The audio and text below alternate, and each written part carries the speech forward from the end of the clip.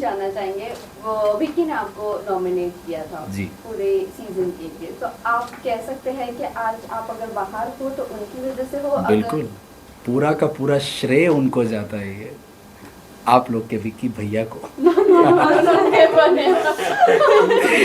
Unanimous answer.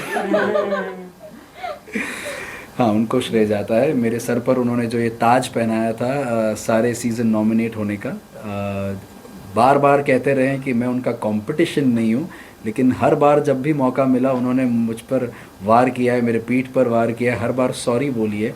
आप लोगों ने देखा होगा, आई डोंट नो कितनी बार दिखाया गया, लेकिन कम से कम 3 बार आकर माफ़ी मांगी है कि भाई सॉरी यार, आई नो यार, भाई मेरे को ना चेस्ट में हैवीनेस हो रही है भाई, मैं ना I am not being able to breathe भाई, I need to sort things out with you, क्योंकि हम एक ही रूम में रहते हैं, मुंह चढ़ाकर क्रॉस कर रहे हैं एक दूसरे को, अच्छा नहीं लग रहा है मुझे। मैंने बोला चल हेल्थ के ऊपर कुछ नहीं आता, let's move ahead from this.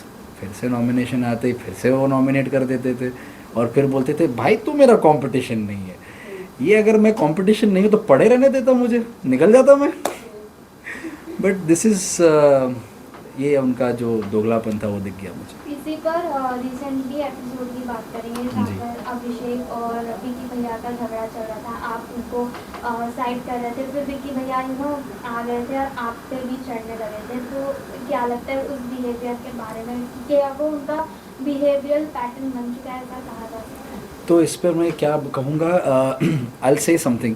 Confession room वाला जो नॉमिनेशन हुआ था, बैक टू क्लासिक वाला, उस वक्त जब हम गए थे तब मैंने एक पॉइंट ऑफ व्यू रखा था मेरा in front of big boss कि विक्की को नॉमिनेट करने का रीज़न ये है कि पहले जो विक्की थे वो सुलझे हुए थे, भले उनका तरीका मैनिपुलेटिव था, पर एटलीस्ट अगर कोई लड़ाई करने आ रहा था तो he use to always try to make sure कि वो चीज़ डिफ्यूज़ हो जाए, शांत रहे, ना आउट ऑफ लाइन चीज़ें जाए, ना डिसरिस्पेक्टफुल जोन में जाए।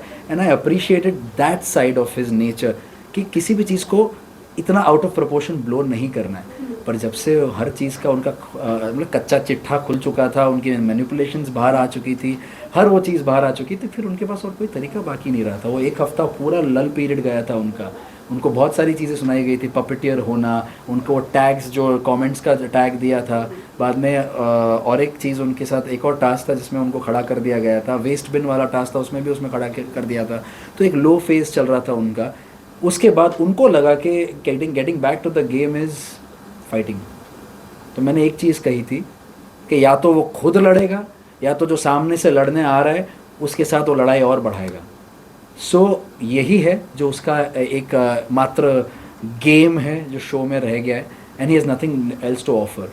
जहाँ तक मेरी समझ रही है शो की, जो हमेशा से कहा गया रिश्तों में क्लैरिटी, तो रिश्ते बनाना, जो ऑथेंटिक रियल ऑर्गेनिक रिश्ते होते हैं वो बनाना ज़्यादा ज़रूरी है, rather than actually making a number list या लड़ाई करना या जो लड़ने आ रहा है उसके साथ लड़ाई बढ़ाना। उस बेसिस पर मैंने कहा था, और मैं ये दावे के साथ क्यों कह पा रहा हूँ कि उसके पास कुछ नहीं है देने के लिए शो को अब, क्योंकि उसने कोई और नया रिश्ता नहीं बनाया था। लेकिन मैंने even in the 10th week और 9th वीक मुनव्वर के साथ एक रिश्ता बनाने की कोशिश की और वो कहीं ना कहीं सफल रही। अनफॉर्चुनेटली शो का फॉर्मेट जो था डबल एविक्शन, उसमें मैं निकल गया, नहीं तो आज भी अगर मैं वहाँ होता तो वो रिश्ता शायद आगे बढ़ता।